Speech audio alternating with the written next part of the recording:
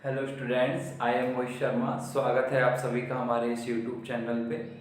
देखिए, last class में हम जो आपके फलन एफ जेड के विश्लेषक होने के लिए पर्याप्त जो शर्त है उसकी थ्योरम कर रहे थे और वो अभी आधी हुई है। कुछ उसका पार्ट अभी प्रूफ का रह रहा है तो उसको आज अपन कंप्लीट करेंगे। देखिए, इंपॉर्टेंट थ्योरम है, आपको बहुत अच्छे से समझना होगा इसको।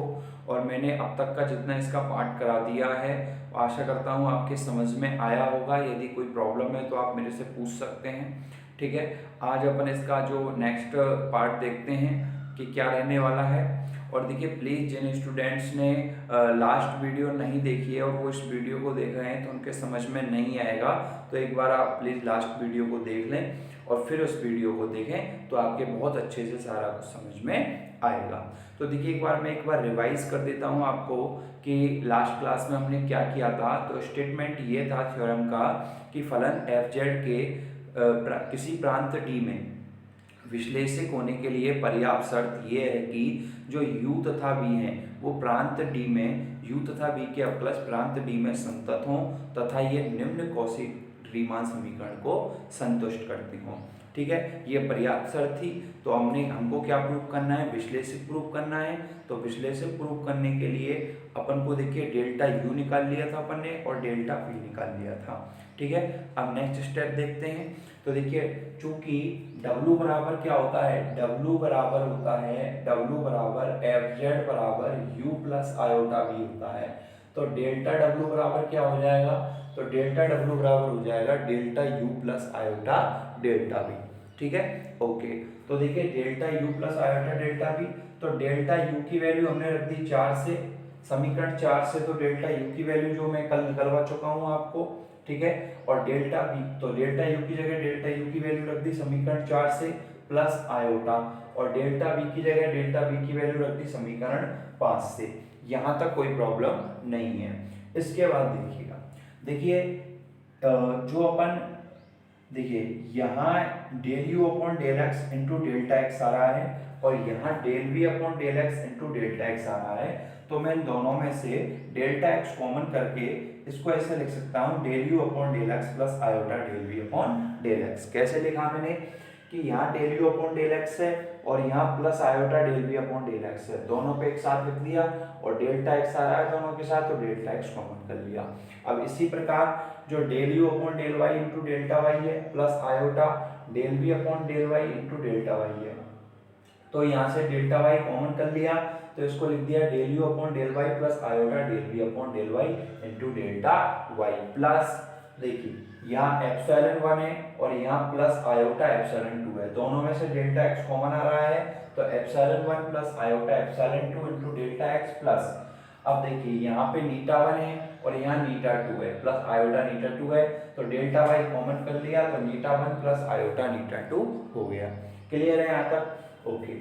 अब जैसे देखिए यहाँ पे जो यहाँ हो रहा है वो x के रेस्पेक्ट में डिफरेंशिएशन हो रहा है और यहाँ y के रेस्पेक्ट में डिफरेंशिएशन हो रहा है, तो इस y के रेस्पेक्ट में होने वाले डिफरेंशिएशन को मैं x के रेस्पेक्ट में ही चेंज करना चाहता हूँ। तो इसके लिए मैं क्या करता हूँ, कॉची रीमान समीकरण का यूज करता हूँ। तो कॉची रीमान समीकरण से del you upon del y को लिख सकता हूँ मैं माइनस के del we upon del x plus iota, और del we upon del y को लिख सकता हूँ मैं del you upon del x. क्या किया है कि कॉची रीमान समीकरण से जो y के रेस्पेक्ट में होने वाला डिफरेंशिएशन था उसे मैं x के रेस्पेक्ट में चेंज कर रहा हूँ। तो इसके लिए कॉची रीमान समीकरण से हमने इसको चेंज कर दिया। ठीक है, यहाँ तक कोई प्रॉब्लम नहीं है और सारे टर्म्स एज इट इज हैं। अब यहाँ देखिए माइनस आ रहा है तो माइनस को क्या लिख सकता हूँ मैं, आयोटा स्क्वायर, क्योंकि आयोटा स्क्वायर की वैल्यू क्या होती है, -1 होती है, तो -1 की जगह लिख दिया आयोटा स्क्वायर और ये आयोटा है और बाकी सारे टर्म्स बिल्कुल सेम है, एज इट इज है। ठीक है, ओके। अब इन दोनों में से क्या है, आयोटा कॉमन कर लिया, तो ये देखिए ये आयोटा कॉमन कर लिया यहाँ पे, तो आयोटा कॉमन किया तो ये हो गया del you upon del x plus iota del we upon del x into iota delta Y. ठीक है, और ये हो गया। क्लियर है यहाँ तक? यहाँ तक कोई प्रॉब्लम आपको नहीं होनी चाहिए। ठीक है, अब हमको निकालना क्या है, हमको निकालना है नेक्स्ट स्टेप। देखिएगा नेक्स्ट स्टेप हमको डेल्टा जेड बनाना है इसमें। तो देखिएगा नेक्स्ट स्टेप, देखिए आपको एक स्टेप बहुत ध्यान से समझना पड़ेगा। और जब आप इसकी 2-3 बार प्रैक्टिस कर लोगे रफ कॉपी में, तो आपको बहुत अच्छे से ये एकदम समझ में आ जाएगी और हमेशा के लिए याद हो जाएगी। ठीक है, नेक्स्ट स्टेप देखते हैं। नेक्स्ट स्टेप देखिए, del you upon del x plus iota del B upon del x और del you upon del x plus iota del B upon del x, तो दोनों को कॉमन आ जाएगा, तो ये हो जाएगा del you upon del x plus iota del B upon del x. Clear है, कॉमन आ गया। तो यहाँ क्या बचा, यहाँ बचा delta x plus iota delta Y. Clear है, plus plus epsilon 1 plus iota epsilon 2 into delta x plus eta 1 plus iota eta 2 into delta y. यहां तक कोई दिक्कत नहीं है। इसके बाद देखिएगा, डेल्टा डब्ल्यू बराबर del you upon del x plus iota del B upon del x, और ये क्या हो गया, del x plus iota delta Y, ये डेल्टा जेड हो गया, क्योंकि जेड बराबर क्या होता है, जेड बराबर होता है एक्स प्लस आयोटा वाई, तो डेल्टा जेड बराबर क्या हो जाएगा, delta x plus iota delta Y. तो डेल्टा जेड की जगह रख देंगे delta x plus iota delta Y की जगह हो गया delta Z plus X epsilon 1 plus iota epsilon 2 delta x plus eta 1 plus iota eta 2 और डेल्टा वाई। यहां तक कोई प्रॉब्लम नहीं है।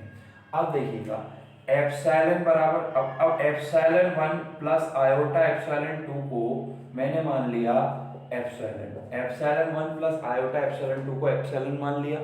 अब ये टेंड्स टू 0 होगा, कब, जहां एप्सिलॉन बराबर मान लिया एप्सिलॉन 1 प्लस आयोटा एप्सिलॉन 2, ये टेंड्स टू 0 होगा, कब, जब डेल्टा एक्स टेंड्स टू 0। ठीक है, और नीटा 1 प्लस आयोटा नीटा 2 को मान लिया मैंने नीटा, और ये टेंड्स टू 0 होगा, कब, जब डेल्टा y टेंड्स टू 0। ये कैसे लिखा, ये समझ में आया आपको, क्योंकि हम लिखते थे कि एप्सिलॉन 1 टेंड्स टू 0 जब डेल्टा x टेंड्स टू 0, तो इसी प्रकार दोनों का योग करके इसको ऐसे लिख सकते हैं। क्लियर हो गई यहाँ तक बात। अब इसके बाद देखिएगा, मेरे को delta W upon delta Z बनाना है, इसलिए मैंने क्या किया कि जो, हाँ, तो इसकी जगह देखिए वैल्यू पुट की, तो डेल्टा डब्ल्यू बराबर ये हो गया del you upon del x plus iota del we upon del x. Clear है, delta Z plus epsilon delta x plus eta delta Y. Clear है यहाँ तक। अब मेरे को क्या किया कि मैंने इसमें डेल्टा जेड का भाग दे दिया, डेल्टा जेड का भाग दिया, तो delta W upon delta Z बराबर del you upon del x plus iota del we upon del x. Clear है, और ये डेल्टा जेड से डेल्टा जेड कैंसिल हो गया, plus epsilon delta X upon delta Z plus eta delta Y upon delta Z. यहां तक कोई दिक्कत नहीं है। फिर इसके बाद देखिएगा, मेरे को ये बनाना है D W upon D Z, तो मैंने क्या की कि दोनों तरफ लिमिट ले ली, तो लिमिट क्या ली, डेल्टा जेड टेंड्स टू 0, तो delta W upon delta Z, delta W upon delta Z बराबर del you upon del x plus iota del we upon del X. अब देखिए यहाँ पे तो डेल्टा जेड है ही नहीं, तो यहाँ तो लिमिट लगेगी नहीं, तो plus epsilon limit delta Z tends to 0 delta X upon delta Z plus eta limit delta Z tends to 0 delta Y upon delta Z. यहाँ तक कोई प्रॉब्लम नहीं है। अब प्रथम सिद्धांत से जो अवकलन होता है, limit delta Z tends to 0 delta W upon delta Z की वैल्यू प्रथम सिद्धांत से क्या हो जाएगी, D W upon D Z हो जाएगी। तो इसकी जगह मैं लिख सकता हूँ D W upon D Z, D W upon D Z. Clear दिख रहा होगा आपको, D W upon D Z. D W upon D Z बराबर ये हो गया del you upon del x plus iota del B upon del x plus epsilon limit delta Z tends to zero delta X upon delta Z plus eta limit delta Z tends to zero और delta Y upon delta Z. अब देखिए कुछ नहीं करना है, बस अपना proof हो गया, थोड़ा सा हो रहा है कि ये तो D W upon D Z हो गया, इसी की वैल्यू निकालनी थी और इसकी वैल्यू भी आ गई। अब इसमें जो ये समीकरण आई है इसमें ये वाला जो पार्ट है ना, ये वाला पार्ट, इसको मेरे को जीरो लेके आना है, इसका मान मेरे को जीरो लेके आना है। इसकी जगह जीरो आ जाएगा तो D W upon D Z की वैल्यू आ जाएगी del you upon del x plus iota del you upon del X, यानी जो डब्ल्यू है वो प्रांत डी में अवकलनीय है और अवकलनीय है तो विश्लेषक हो जाएगा। बस काम अब इतना रहा है कि ये जो वैल्यू है ये वैल्यू मेरे को जीरो लेके आनी है। तो देखिए ये जीरो कैसे लेके आते हैं उस चीज को देखते हैं। हाँ जी, तो देखिएगा वो जो लास्ट समीकरण आया था उसमें से ये वैल्यू हमको इस वैल्यू का मान जीरो लेके आना है। देखिए मैंने limit delta Z tends to zero common कर लिया है, तो कॉमन करने के बाद ये आ गया है। क्लियर है यहाँ तक? ओके, तो यानी मेरे को ये वैल्यू जीरो लेके आनी है। तो देखिए कॉम्प्लेक्स में आप हमेशा एक बात ध्यान रखना कि जब भी किसी वैल्यू का मान जीरो लेके आना है तो उस वैल्यू का आप मोड ले लें। क्या बोला मैंने? बहुत इंपॉर्टेंट लाइन बोल रहा हूँ कॉम्प्लेक्स में। कॉम्प्लेक्स एनालिसिस में, ठीक है, जब भी आपको किसी भी टर्म की वैल्यू जीरो लेके आनी है तो उसका मापांक ले लिया जाता है। अब इसकी वैल्यू जीरो लेके आनी है मेरे को, तो मैं इसका मोड ले लूंगा, मापांक ले लूंगा। अब जैसे देखिए, अब मोड जब मैं दोनों पे अलग अलग लगाऊंगा तो कौन सा चिन्ह आएगा? लेस इक्वल, क्योंकि मैंने आपको जो स्टार्टिंग की क्लास बताई थी, एक बार इसको लिख देता हूँ फिर बताता हूँ आपको। Limit delta Z tends to zero. Clear है? ये अलग अलग किया mod, epsilon delta X upon delta Z plus eta delta Y upon delta Z. मैंने आपको स्टार्टिंग की क्लास में बेसिक जब बताया था, जब ये बताया था कि x1 प्लस x2 का मोड होता है less than equal to x1 का मोड प्लस x2 का मोड। अर्थात जब मोड को दोनों पे अलग अलग किया जाता है तो छोटा या बराबर का चिन्ह आ जाता है। तो यहाँ पर जो मोड है इसको दोनों पे अलग अलग लगाया है तो छोटा या बराबर यानी ये वाला साइन आ गया। ठीक है, स्टार्टिंग की क्लास में ये इसलिए आपको ये सारी चीजें करवाई थी, आपको बोला था मैंने कि ये सारी चीजें आपके काम आएंगी। क्लियर है यहाँ तक? ठीक है, इसके बाद देखिए ये सारी चीजें आपके पास नोट हैं और मेरे जो नोट्स आपको मिलेंगे हैंड रिटन्स, उसमें अलग से ये नोट में मिल जाएंगी आपको सारी चीज़ें लिखी हुई, तो कोई दिक्कत नहीं है। कि देखिए नोट्स में जो चीज़ें जिगजैग रेखा से मैंने खींची हुई हैं वो थ्योरम का पार्ट नहीं है, वो बस आपके समझने के लिए है, आपका बेसिक है वो थ्योरम का पार्ट नहीं है। वो साथ में इसलिए लिख दिया गया है कि आपको कोई कन्फ्यूजन नहीं हो, आपको जो पुरानी चीज़ें हैं वो लर्न रहें और आप उनको आसानी से देख पाओ। ठीक है, ओके। अब देखिएगा ये हो गया limit delta Z tends to zero epsilon delta X upon delta Z plus eta delta Y upon delta Z. देखिए लेस देन इक्वल टू, देखिए जब ये गुणा में मोड लगा हुआ होता है, जैसे x1 इंटू x2 का मोड है तो ये बराबर होता है x1 का मोड इंटू x2 का मोड। मतलब गुणा में दोनों पे अलग अलग मोड लगा सकते हैं, कोई फर्क नहीं पड़ेगा। तो less than equal to limit delta Z tends to zero delta Z tends to zero epsilon का मोड और mod delta X upon delta Z. Clear है? प्लस ईटा का मोड और delta Y upon delta Z का mod. Clear है यहाँ तक? ठीक है, अब देखिएगा डेल्टा जो x होता है ये लेस देन इक्वल टू होता है, लेस देन इक्वल टू होता है डेल्टा जेड के, और जो डेल्टा वाई होता है वो लेस देन इक्वल टू होता है डेल्टा जेड के। कैसे? क्योंकि डेल्टा जेड की डेल्टा जेड के, तो जो डेल्टा एक्स होता है वो लेस देन इक्वल टू होता है डेल्टा जेड के, और डेल्टा वाई है वो भी लेस देन इक्वल टू होगा डेल्टा जेड के। क्योंकि डेल्टा जेड क्योंकि डेल्टा जेड बराबर क्या होगा? Delta x plus iota delta Y, तो डेल्टा एक्स तो छोटा होगा ही होगा उससे। क्लियर है यहाँ तक? ओके, तो delta X upon delta Z की वैल्यू क्या हो जाएगी, लेस देन इक्वल टू 1, और delta Y upon delta Z की वैल्यू क्या हो जाएगी, लेस देन इक्वल टू 1। यानी delta X upon delta Z और delta Y upon delta Z की जगह मैं 1 रखूं तो मतलब बड़ी वैल्यू रखना हूं और बड़े का ही साइन आ रहा है तो कोई दिक्कत नहीं है। ये सारी चीजें देखिए आपको नोट्स में लिखी हुई मिल जाएंगी, कोई कंफ्यूजन नहीं होगा आपको, ये मैं आपको गारंटी दे रहा हूँ। मैंने क्या कहा कि जो डेल्टा एक्स है वो डेल्टा जेड से छोटा होगा और डेल्टा वाई है वो डेल्टा जेड से छोटा होगा। डेल्टा जेड को इधर लाया तो मैं delta X upon delta Z less than equal to 1 और delta Y upon delta Z less than equal to 1। Clear है? ओके, अब delta X upon delta Z की जगह मैं 1 रख रहा हूँ तो मतलब इससे बड़ी संख्या रख रहा हूँ ना, delta X upon delta Z 1 से क्या बराबर या बड़ा है, तो delta X upon delta X upon delta Z की जगह मैं 1 रख दूँ और delta Y upon delta Z की जगह मैं 1 रख सकता हूँ। ठीक है? ओके, तो ये क्या हो गया, limit delta Z tends to 0 epsilon delta X upon delta Z plus eta delta Y upon delta Z. Clear है?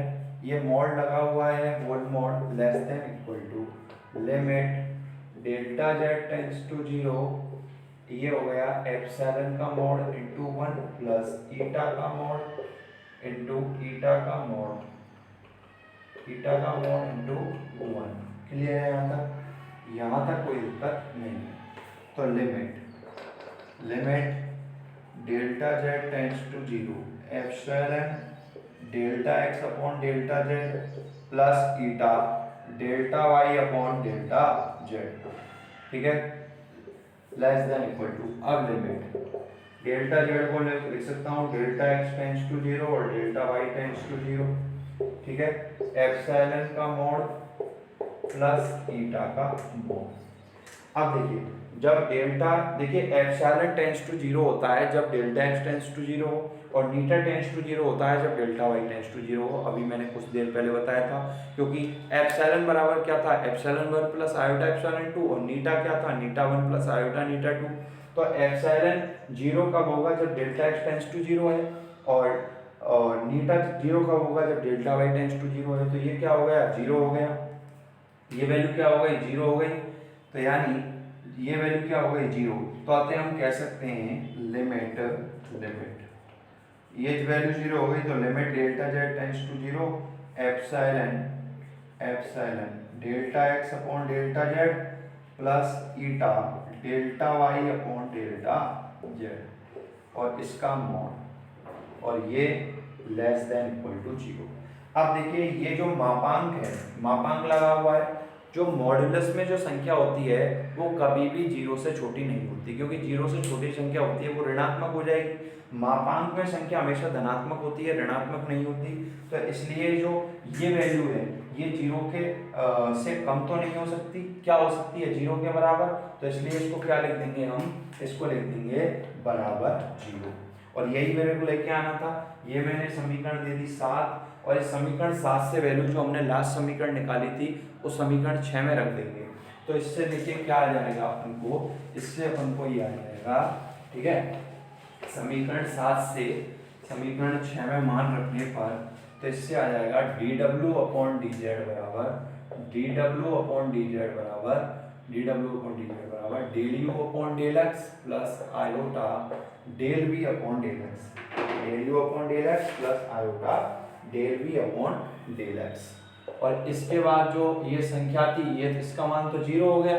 क्लियर है? ओके, अब देखिएगा बस हो गया काम अपना थ्योरम का। देखिए चूंकि del u upon del x और del u upon del v upon del x मैंने आपको फर्स्ट लाइन में लिखाया था थ्योरम जब स्टार्ट करवाई थी कि u और v के जो आंशिक उपलज हैं वो प्रांत d में संतत हैं।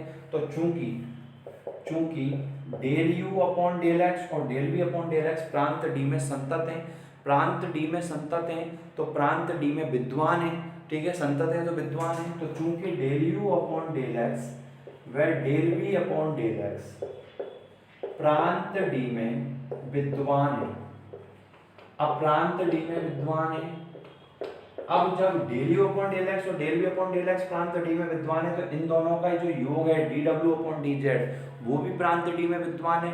D W upon D Z प्रांत डी में विद्यमान है, इसका मतलब क्या है, डब्ल्यू बराबर एफ जेड प्रांत डी में क्या है, अवकलनीय है। अतः अतः अतः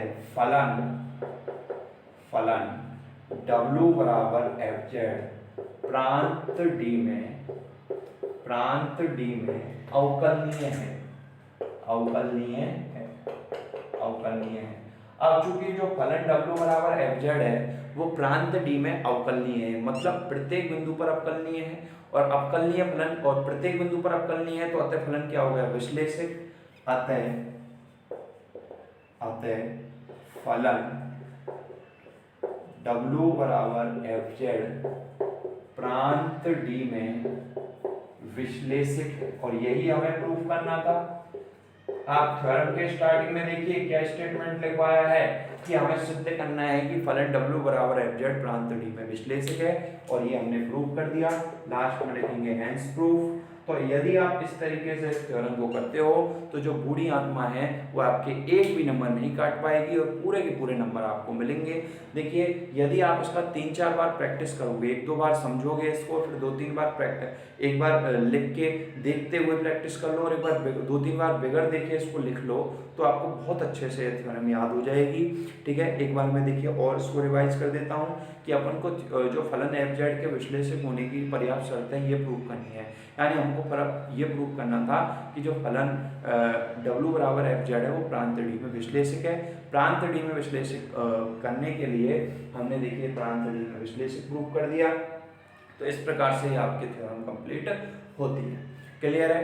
तो देखिएगा लगभग हम फर्स्ट यूनिट के समाप्ति की ओर जा रहे हैं। अब हमारी जो नेक्स्ट क्लास होगी उसमें सारे स्टूडेंट्स अपने जो हाथ में बुक जरूर होनी चाहिए आपके में, क्योंकि नेक्स्ट क्लास में मैं आपको ये बताऊंगा कि कौन कौन से एग्जाम्पल आपको घर पे करने हैं, कौन कौन से भी मैं करवाऊंगा, क्या क्या रह रहा है क्या क्या नहीं रह रहा फर्स्ट यूनिट में।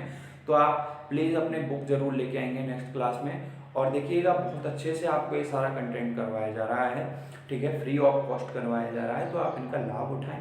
आपके एग्ज़ाम अब बहुत पास हैं, बस आने में ही है, तो ज़्यादा से ज़्यादा आप स्टडी करें, और प्लीज़ वीडियो को ज़्यादा से ज़्यादा लाइक कीजिए, शेयर कीजिए और चैनल को सब्सक्राइब कीजिए।